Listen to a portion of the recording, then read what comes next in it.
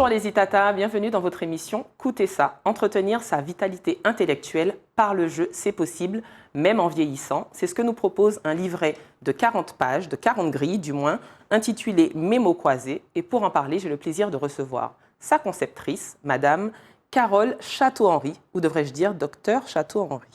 Comme tu veux Astrid, t'es la bienvenue dans ton émission. Merci, comment vas-tu Carole? Impeccable. Merci d'ailleurs de me recevoir et j'ai appris la signification du mot zitata. Comme quoi, on en apprend tous les jours. Oui.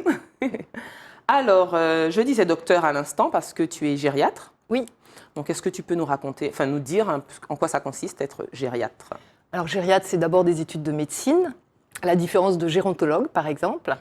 Gérontologue, c'est une année d'études. Gériatre, donc c'est une spécialité en médecine qui s'oriente vers les personnes âgées, les seniors, et une prise en charge globale de leur environnement social, de leur état de santé, de leur état mental. Donc c'est important parce que c'est vraiment une prise en charge de tous les secteurs. D'accord. Donc, tu n'es pas que médecin, mais tu es aussi blogueuse et grande voyageuse. Oh, tu sais tout. Je sais tout. Donc, tu as déposé tes valises en Martinique il y a 36 ans. Oui. Ah ouais. Donc, quand même. Pourquoi la Martinique?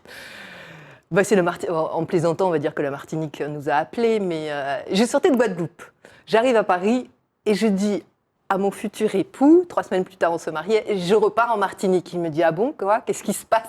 Oui, je repars en Martinique et une fois partie, je ne suis jamais repartie. Ah oui, la Martinique, on l'adopte, hein, c'est comme ça. Voilà, à moins que ce soit le contraire. Alors, vous êtes originaire de Bretagne et vous êtes installée en Martinique. Donc, que vous a appris ce milieu hospitalier autour des personnes âgées? Le milieu hospitalier? Bah déjà, en fait, l'hôpital, c'est vraiment les accidents aigus. On n'est pas dans une gériatrie de cabinets libéraux, donc on est vraiment dans des défaillances et vraiment des maladies, comme je t'ai dit, aiguës, où il y a des décompensations très importantes. Donc avec un retour à domicile, parce qu'il y a une précarité qui est propre aussi à l'île ou au territoire, qui fait qu'il y a des retours à domicile difficiles, où il y a une évaluation sociale qui est vraiment nécessaire pour savoir si le patient peut rentrer dans les meilleures conditions. Très bien. Donc Carole, tu es aussi, est-ce que je peux dire écrivaine? On peut dire ça? Après 3 ouvrages quand même? Non, j'aimerais bien. Pas cette prétention, c'est ça? Non, non, franchement, non. Alors, premier ouvrage, déjà, c'est un guide culturel, quelque chose de Martinique. Oui. Donc là, est-ce que tu peux nous dire un peu la genèse de cet ouvrage? Oui, bah c'est les éditions Nanica qui m'ont permis d'écrire ce livre. Donc, elle se situe à Paris, enfin, cette édition. Et puis, je lui ai parlé de mon blog. Ils étaient très intéressés. Ils donnent la parole à des gens qui sont loin de l'Hexagone. Et puis, on témoigne. Et donc, c'est des chapitres où on reparle de l'histoire. On reparle aussi du quotidien. Et ça a été des occasions pour rencontrer les personnes que j'ai interviewées. Et ils ont validé les écrits. Donc, je suis témoin et je rapporte dans ce livre ce que la Martinique, en fait, a été, comment elle a été construite, comment elle a été faite, et quel est le regard que le Martiniquais porte sur la Martinique. Donc ça, c'est intéressant. En fait, parce que je dirais que je n'ai pas la légitimité de raconter, même si je suis là depuis des années, et donc c'est pour moi très important de donner la parole à ceux qui font. Donc, comment ça se passe? Tu allais à la rencontre d'artistes ou d'artisans et puis tu les interviewais, tu les interrogeais sur… Exactement, sur leur façon de faire, sur un moment où on parle des grèves, donc je rencontrais des gens qui sont dedans, qui m'expliquent. Il y a aussi, bien sûr, Césaire, donc la famille qui aussi m'a donné leur témoignage. Tous les écrits ont été validés. Très bien. Ensuite est venu ton deuxième ouvrage qui s'appelle Mémo Aide. Donc là, on va un petit peu plus dans les neurones. Oui. Donc comprendre et accompagner. Donc pourquoi se diriger vers ça justement? Est-ce que c'est ta profession qui fait que, bien évidemment? Oui. En fait, des aidants familiaux régulièrement me demandaient qu'est-ce que je peux faire pour m'en aider? Qu'est-ce que je peux faire pour mon parent? Et vraiment, je conseillais, il y a beaucoup de choses qui existent, beaucoup de choses en ligne. Alors, qu'est-ce que je peux faire au niveau de la mémoire? C'est parce qu'il y avait une dégénérescence ou il y avait une perte? Oui. En fait, En tant que gériatre, c'est vrai que je n'ai pas répondu, mais je me suis spécialisée dans tout ce qui est processus neurodégénératif. Donc, ce qu'on appelle la maladie d'Alzheimer ou autre, puisqu'il y a d'autres troubles cognitifs, d'autres maladies apparentées. Et donc, les aidants me demandaient vraiment une solution pour accompagner, l'aider à domicile. Parce que nous, on les voit malheureusement tous les 6 mois, on leur donne quelques conseils sur 1 heure. Mais après, qu'est-ce qui se passe à domicile ? Et donc, je les conseillais sur certaines choses à faire, sur des manipulations qu'on appelle des praxis, sur des jeux, sur des réponses. Et en fait, les personnes, même s'ils ont une atteinte organique, comme la maladie d'Alzheimer, a des mémoires qui persistent pendant très longtemps. Comme la mémoire, par exemple, autobiographique, leurs souvenirs de l'enfance, ce sont des mémoires à long terme. Et donc là, c'est un petit livre, un fil rouge, où on va parler de choses qu'ils connaissent totalement. D'accord. Que ce soit le féroce, que ce soit le piment confit, enfin, plein de choses comme ça, qui fait qu'ils vont être très à l'aise pour discuter avec leurs parents. Et ils vont être valorisés aussi par des petits textes qui appartiennent à leur vie. Il y a des photos.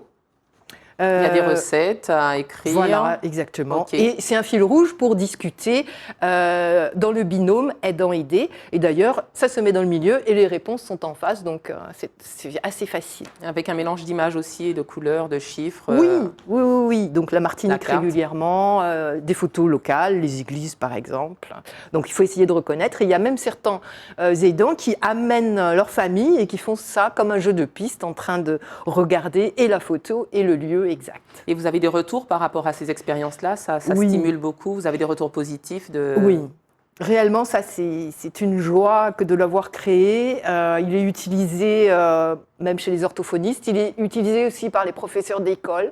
Donc, c'est utilisé aussi... Il est très imagé, hein, de toute façon. C'est utilisé aussi par les grands-parents qui ont idée de transmettre à leurs petits-enfants. Et puis, bien sûr, aidant-aider, ça, c'était à l'origine.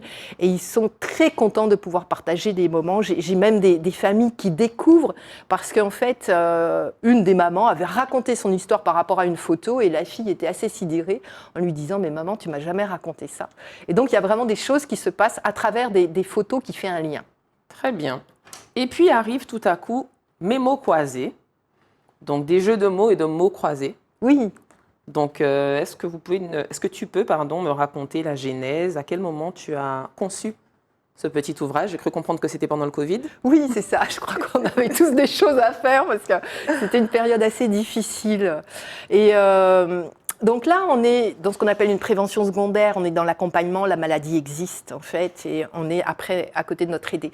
Là, il n'y a pas idée de maladie du tout. On est en prévention. Ça peut être un public très jeune, comme un public senior. D'accord, c'est pas que pour les personnes âgées. Non, puisqu'on est dans la prévention, donc ça peut être... Mais vraiment, une lycéenne dernièrement m'en parlait, donc quand on aime, en fait, j'appelle ça méninger. On est sur un effort cérébral, on est dans trouver des synonymes, trouver des définitions, et donc on s'amuse à faire ces mots croisés. Alors, on dirait un peu une combinaison des deux quand même, puisqu'il y a de la culture, et puis il y a du jeu aussi, oui. de l'exercice. Alors, ce sont des mots croisés. Oui. Ce ne sont pas des mots mêlés. Est-ce que tu pourrais expliquer la différence? Je ne sais pas si on voit bien à l'antenne. Alors, voilà. Les mots croisés, tu as une définition. Tu vois, A2, A7, tu as une définition et tu dois la rapporter, enfin le synonyme, bien souvent, tu dois le reporter donc dans ces cases, okay. Oui, avec le nombre de lettres, puis tu t'amuses à croiser. C'est vraiment un effort.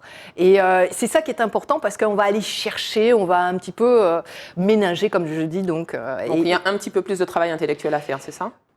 Oui, le mot mêlé, c'est une mémoire visuelle. Hein. Le mot mêlé, c'est chercher, c'est une planification. C'est aussi un tableau cognitif qui va être valorisé. Donc, c'est un travail. C'est un autre exercice. C'est un autre exercice. On n'est pas dans le même domaine. Là, on est dans l'apprentissage. On va aller chercher les mots. On va les apprendre. D'ailleurs, il y a les définitions qui peuvent se reporter de temps en temps dans chaque grille parce qu'on va essayer de mémoriser. Et c'est beaucoup plus complexe. On est dans la complexité des choses et c'est pour ça. En fait, plus on travaille nos neurones, plus on est dans la vitalité que tu as évoquée dans ton titre, vitalité intellectuelle. Et ça, c'est cette idée-là. Très bien. Et puis, c'est illustré de pas mal de dessins. Qui est à l'origine de ces jolis dessins? Alors, tu as la couverture qui est une artiste locale, c'est très joli. On peut Divine. Voir on voit la page de couverture à l'antenne. Alors, Divine, alors que je visitais une association un samedi matin, qui me demandait de sensibiliser quelques bénévoles, donc j'y étais. Je suis tombée sur son tableau et je suis tombée en arrêt sur ce tableau parce que je l'ai trouvé magnifique. Et de là, j'ai demandé les coordonnées et gentiment, elle a offert donc sa toile en tant que peintre pour ce livret. Donc je la remercie encore. Et puis et les petites images à l'intérieur, on dirait des petits tableaux à reproduire. Oui, oui, alors totalement. Donc ça, c'est beaucoup plus naïf et c'est pas elle qui les a fait, c'est moi. Donc pendant la Covid, mais même en plus, j'aime beaucoup créer, dessiner. Et c'est une notion aussi un peu humoristique. Il y a une phrase que je dis souvent, là où on ne peut plus rien faire, où on ne peut plus rien mettre de l'humour, c'est vraiment très important. Parce que si on peut parler de la maladie d'Alzheimer, elle est très difficile à vivre, les aidants sont vraiment en souffrance. Et quand je leur dis, quand la difficulté existe vraiment au niveau émotionnel, mettez de l'humour et partagez avec ce rire, parce que l'émotion joyeuse est importante. C'est ça. Alors, en arrivant sur les différentes pages, je vois qu'il y a pas mal il y a des proverbes qui introduisent chacune des pages. Tigone, café, gros pied, bois. C'est en hommage, vous dites, à votre papy. Oui. À ton papy. Je vais réussir à te tutoyer jusqu'à la fin. Oui, tu as encore 5 minutes. Donc, c'est en hommage à ton papy. Tu peux nous en parler un petit peu? Oui, oui. Mamie et papy nous ont vraiment accueillis comme des parents. Et papy s'amusait. Carole, d'accord? Et puis, il me sortait toujours un proverbe créole. Et des années plus tard, ça reste, bien sûr. Et j'ai voulu donc introduire ces grilles. Oui, oui, bien sûr. Très bien. Il était très, très présent dans notre vie de tous les jours. Et autre chose qui m'interpelle aussi, il y a un QR code sur chaque page. Pourquoi? Oui, alors... Où nous mène-t-il ce QR code? Écoute, c'est la prolongation parce que tu vois que tu as une définition en rose qui correspond au petit schéma qu'il y a derrière et le QR code te permet de compléter la thématique. Si on parle du rhum, sur le blog, on va parler des rhumeries sur le territoire. Si on parle du piment, pareil, le piment végétal ou autre, ou au bon d'Amanjac, enfin bon, plein de choses qui va être une extension où on va apprendre beaucoup de choses, j'espère. Donc on s'amuse, on apprend, on rigole, on peut le faire en famille, tout comme on peut le faire tout seul dans son coin. Exactement, table de chevet ou sur la plage, comme on veut. Bon, est-ce qu'on a bientôt une version numérique? On est dans le digital maintenant. Ah, c'est vrai, tu me compliques les choses. On est dans l'ère du digital. Donc est-ce qu'on peut penser à une extension un jour numérique? On a déjà commencé avec le QR code, donc... C'est vrai, ouais. Alors, si tu vises le public senior, le QR code, c'est pas encore une facilité pour eux. Alors, souvent, je dis aux enfants, tu peux installer, parce qu'il faut aller le chercher sur le téléphone. Okay. Mais on retient l'idée. À creuser. Oui. Très bien. Et ce livret, un magnifique cadeau pour les fêtes de Noël. C'est ça, ce serait bien. Alors, je peux même te dire le prix, il est à 15 €. Ok, et on peut le trouver où? Dans toutes les bonnes librairies Voilà, et dans les centres commerciaux. En Martinique comme en Guadeloupe? Un petit peu en Guadeloupe, tu as raison. Un petit peu en Guadeloupe, ok. Tu as raison. Bon. Et ce serait bien qu'on le trouve même dans l'Hexagone, mais ce n'est pas encore fait. Pas encore. Très bien. Eh bien, merci beaucoup, Carole, pour cet échange. C'est moi qui te remercie. Merci aux Itata de nous avoir suivis. J'espère que cette petite émission vous a plu. Et puis, quant à nous, on se dit à très bientôt pour un autre Coutez ça.